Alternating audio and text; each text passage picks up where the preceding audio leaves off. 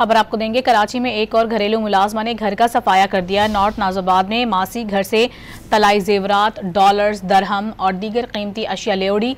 वारदात की CCTV footage भी सामने आ गई है। आपको बता रहे हैं, कराची में घर का काम करने वाली मासी एक और घर का सफाया कर गई। नॉर्थ नाजोबाद में थाने की हदूद में ये वारदात हुई है।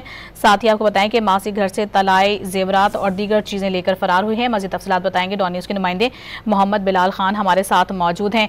बिलाल, इस वाक़े की मजीद क्या तफसीलात सामने आई हैं?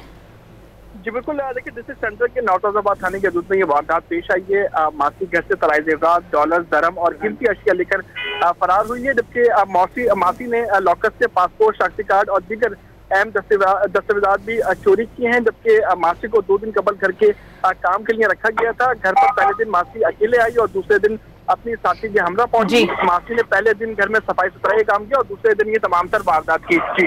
बहुत शुक्रिया बिलाल।